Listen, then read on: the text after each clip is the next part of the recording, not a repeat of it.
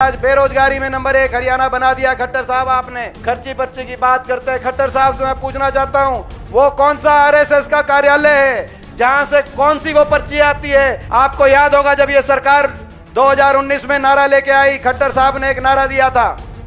खट्टर साहब कहा करते 75 पार, एक कहा करता 75 पार, दूसरे ने कहा जमुना पार। इलेक्शन का नतीजा आते दोनों बन गए पक्के यार। बीजेपी तो कर दी थी लोगों ने जमुना पार, लेकिन जमुना पार टो के लाया, जमुना में डुबकी लवाई और चंडीगढ़ में शपथ दिलवाई। हरियाणा में भ्रष्टाचार करने का समझौता था, महकमे बांटकर प्रदेश की भली भली जनता को लूटने का समझौता था। माइनिंग का महकमा किसके पास गया? इन्हीं के एक विधायक ने, दादा गौतम ने अगले दिन कह दिया था कि खोपर फट गया, सारे महकमे लेके एकला ही जिमने लग रहा है। ठीक है, हरियाणा आज बेरोजगारी में नंबर 1 बना दिया, महंगाई में नंबर 1 बना दिया, भ्रष्टाचार में नंबर 1 बना दिया। कोई ऐसा वर्ग नहीं इस सरकार की तानाशाही से सड़क पे ना आया हो। अकेले को जाके जब लड़ाई लड़नी पड़ती होगी, पूरे देश की बीजेपी टूट के पड़ती होगी और आंख में आंख डाल के, अब मैं कहता था सहानुभूति के 2 शब्द कह दो, तो कहते थे नहीं कहेंगे। मेरा ये बयान नोट करके आप रख लो, इनका घमंड टूटेगा, आने वाले समय में इनका घमंड तोड़ने का काम हरियाणा करेगा। हम ये सवाल पूछते हैं इस सरकार से, खट्टर साहब से, कि क्या हुआ कि जो हरियाणा विकास में नंबर 1 था, 9.5 साल के बाद विकास की पट्टी से उतर गया। आज बेरोजगारी में नंबर 1 हरियाणा बना दिया खट्टर साहब आपने। हर घर में एक पढ़ा लिखा भाई, शिक्षित भाई आज बेरोजगारों की कतार में खड़ा कर दिया। ना तो कोई निवेश हुआ, एक भी औद्योगिक क्षेत्र हरियाणा के अंदर नहीं लगा, एक भी कोई थर्मल का कारखाना हरियाणा में नहीं लगा, एक कोई विश्वविद्यालय नया हरियाणा में स्थापित करने का काम इन्होंने नहीं किया, एक कोई रेल की लाइन 1 इंच बिछाने का काम नहीं हुआ, एक खंबा मेट्रो को आगे बढ़ाने का काम नहीं हुआ। ना निवेश हुआ, ना प्राइवेट के अंदर नौकरी और ना सरकारी नौकरी। सरकारी नौकरी या तो समाप्त कर दी गई, 2 लाख पद समाप्त हो गए, और जो बची वो या तो वो भर्ती घोटालों की भेंट चढ़ गई। 5 साल तक भर्तियां निकालते नहीं है, जो निकालते हैं उनमें बाहर के बच्चे ज्यादा भर्ती हरियाणा में होते हैं। हरियाणा वालों को तो बाहर कहीं मौका मिल नहीं रहा। एक के बाद एक लिस्ट आई, एसडीओ की लिस्ट आई, 80 में से 78 बाहर के एसडीओ इलेक्ट्रिकल की लिस्ट में, 99 में से 77 बाहर के। इस साल अभी असिस्टेंट प्रोफेसर इलेक्ट्रिकल की लिस्ट आई, उसमें 156 में से 103 बाहर के। ब्लॉक डेवलपमेंट पंचायत अफसर की अभी 7 पंचायत अफसर लगाए। पंचायतों में काम बाहर से, कोई दक्षिण से, कोई कहीं से। 7 में से 5 बाहर के, केवल 2 हरियाणा के बच्चों को मौका मिला। अच्छी पदों पे हरियाणा किसी बच्चे को अफसर मिलता नहीं। खर्ची पर्ची की बात करते हैं। खट्टर साहब से मैं पूछना चाहता हूं, वो कौन सा आरएसएस का कार्यालय है जहां से कौन सी वो पर्ची आती है, जहां हरियाणा की लिस्टों में हरियाणा से ज्यादा बाहर के बच्चों को आप लगाने का काम कर रहे हो? खट्टर साहब, इसका जवाब आपको देना चाहिए। और उसके बाद आखिरी साल चुनाव के साथ ग्रुप डी निकाल देते हैं।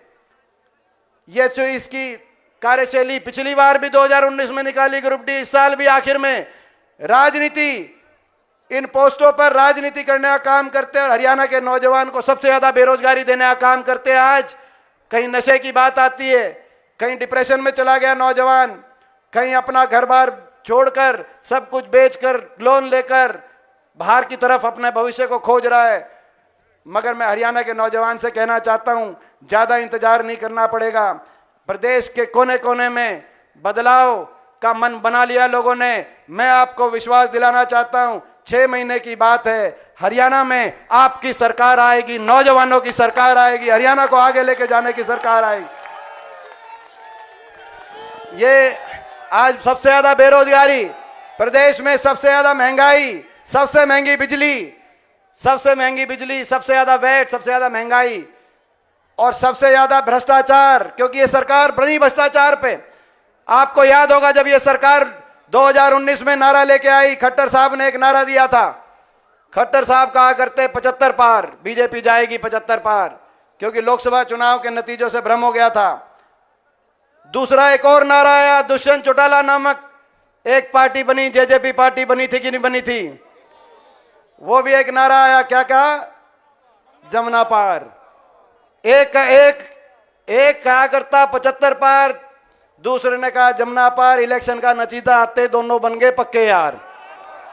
न्यू क्या करता, बीजेपी ने करो जमुना पार। बीजेपी तो कर दी थी लोगों ने जमुना पार, लेकिन जमुना पार तक टो के लाया, जमुना में डुबकी लवाई और चंडीगढ़ में शपथ दिलवाई। यह बनी कि नहीं बनी? और कह दिया कि 5100 बुढ़ापा पेंशन का समझौता कर रहे हैं, 75% फैक्ट्रियों में हरियाणा के नौजवान का समझौता कर रहे हैं। आज तक दोनों लागू नहीं हुए। हमने कहा था कि बीजेपी के खिलाफ वोट दिया लोगों ने, आप हमारा समर्थन करो, 5100 पेंशन पहले दिन से लागू करेंगे। मैं पूछना चाहता हूं हरियाणा के बड़े बुजुर्गों को, आज 5 साल के बाद वह 5100 पेंशन आई या नहीं आई, मैं आपसे पूछना चाहता हूं। ज्यादा इंतजार नहीं करना पड़ेगा आपको भी, 6 महीने की बात है। 6 महीने के बाद आपको पता है, 6 महीने के बाद उस विश्वासघात का भी बदला हम लेंगे। बुढ़ापा पेंशन का समझौता नहीं था, हरियाणा में भ्रष्टाचार करने का समझौता था, महकमे बांटकर प्रदेश की भली भली जनता को लूटने का समझौता था। माइनिंग का महकमा किसके पास गया, शराब का महकमा किसके पास गया, एक्साइज का महकमा किसके पास गया, भ्रष्टाचार की फाइलें कैसे बंद कराई, सारे महकमे, किस महकमे से कितनी कौन लुटाई कर रहा है, ये शायद लिस्ट हमारे पास भी ना हो। इन्हीं के विधायक, हिसार नारनौंद के इन्हीं के एक विधायक ने, दादा गौतम ने अगले दिन कह दिया था कि खोपर बढ़ गया, सारे महकमे लेके एक लाई जीमने लग रहा है। यही कहा था ना, एक लाई जीमने। भ्रष्टाचार की भेंट चढ़ गया हरियाणा। मगर इससे भी ज्यादा जो टीस है मेरे दिल में, ठीक है हरियाणा आज बेरोजगारी में नंबर 1 बना दिया, महंगाई में नंबर 1 बना दिया, भ्रष्टाचार में नंबर 1 बना दिया, विकास की पटरी से उतार दिया, लेकिन हर वर्ग का जो तिरस्कार किया इस सरकार ने। आज हम ये लड़ाई जो लड़ रहे हैं, हरियाणा के हर नागरिक की, हरियाणा वासी के मान सम्मान की भी लड़ाई लड़ रहे हैं। कोई ऐसा वर्ग नहीं जो इस सरकार में, इस सरकार की तानाशाही से सड़क पे ना आया हो, और कोई ऐसा वर्ग नहीं जिसका अपमान ना किया हो। 1 साल तक किसान बैठा रहा, 750 किसानों के घरों के चिराग बंद हो गए किसान आंदोलन के अंदर। किसान के प्रति एक सहानुभूति का एक शब्द नहीं। ये कह सकते थे इनकी मांग नहीं मानेंगे, लेकिन हमें दुख है किसी का कोई चला गया। मुझे याद है जब हम यहाँ पे आए थे, बड़ौदा गांव में ही आए थे, जब पहला किसान गया था अजय मोर। मैं पूछना चाहता हूं, आप सब हमारे साथ थे उस दिन। उसकी एक जो है 3 छोटी छोटी बेटी स्कूल के अंदर, इसी ठंड के महीने में आंदोलन में गया था, शव वापिस आया, 3 बेटी, आधा किले का जमींदार था मेरा भाई। कोई किसी ने यह भी नहीं कहा कि हमें दुख है। बीजेपी के किसी सांसद, मंत्री, आखिरी किसी छोटे से छोटे पदाधिकारी ने आज तक नहीं कहा। और संसद के अंदर जब मैं जाता था और गवाही देता था, लड़ाई लड़ता था आंख में आंख डाल के, आप समझ सकते हो हरियाणा के 15 सांसद हैं, 10 लोकसभा के, 5 राज्यसभा के, 14 बीजेपी के सांसद हैं। अकेले को जाके जब लड़ाई लड़नी पड़ती होगी, पूरे देश की बीजेपी टूट के पड़ती होगी, और आंख में आंख डाल के। अब मैं कहता था सहानुभूति के 2 शब्द कह दो, तो कहते थे नहीं कहेंगे, ये तो किसान नहीं है, ये तो उपद्रवी है, ये तो देशद्रोही है। और मैं कहता था आंख में आंख डाल के कि ये उपद्रवी, जिनको देशद्रोही आप बता रहे हो, ये वही है जिनका एक बेटा ट्रैक्टर का स्टीयरिंग पकड़ के देश को खाद्य सुरक्षा देता है, तो दूसरा बेटा फौज में चीन और पाकिस्तान के बॉर्डर पे देश को सुरक्षा देने का काम करता है। आप इनको यूं अपमानित मत करो। मैं पूछना चाहता हूं, आपका बेटा था, आपका भाई था, आपका बच्चा था, आपकी लड़ाई ना लड़ता तो वहां क्या करता? मगर जब देश की सारी बीजेपी खड़ी होकर, मगर जो अकेलापन मैंने वहां महसूस किया होगा।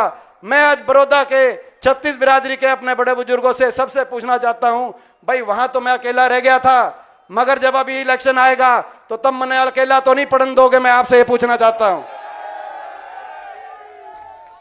ये लड़ाई मान सम्मान की भी लड़ाई है, किसान का अपमान, हमारी बहन बेटियों का, खिलाड़ियों को दिल्ली की सड़कों पे कैसे बेटियों को घसीटने का काम किया, उनको अपमानित करने का काम किया। जो मुख्यमंत्री उनके साथ फोटो खिंचवाते हैं, प्रधानमंत्री, खेल मंत्री जो उनके साथ फोटो खिंचवाते हैं, हरियाणा के मंत्री एयरपोर्ट पहुंच जाते हैं, दिल्ली के एयरपोर्ट, कोई हमारा बच्चा मेडल लेके आए, उनको अपने हाल पे छोड़ दिया उन बेटियों के लिए। एक शब्द भी किसी ने ये नहीं कहा जो वो जमुना में अपना मेडल बहाने गई, कि आपके साथ न्याय कराएंगे। उनका अपमान, कर्मचारी गए अपने ओल्ड पेंशन स्कीम के लिए, उन पे लाठीचार्ज। मनरेगा के मजदूर गए अपनी दिहाड़ी बढ़वाने और 100 दिन से ज्यादा के दिन बढ़वाने, करनाल पे उन पे लाठीचार्ज। आंगनवाड़ी और आशा वर्कर गई, उन पे लाठीचार्ज। सरपंच गए, सरपंचों का भी लाठीचार्ज। कोई ऐसा वर्ग, ग्रामीण चौकीदार गए, ग्रामीण चौकीदारों पे भी लाठीचार्ज। हर वर्ग को लाठी की भाषा से जवाब इस सरकार का मिला। इतना घमंड, इतना अहंकार। मुख्यमंत्री जी, मैं बताना चाहता हूं आपको, आपको घमंड हो गया होगा, उप मुख्यमंत्री को घमंड हो गया होगा, लेकिन ये हरियाणा है, ये देश ऐसा देश है, इस देश में किसी का घमंड नहीं टिका। मैं चुनौती के साथ आज कहना चाहता हूं, मेरा ये बयान नोट करके आप रख लो, इनका घमंड टूटेगा। आने वाले समय में इनका घमंड तोड़ने का काम हरियाणा करेगा।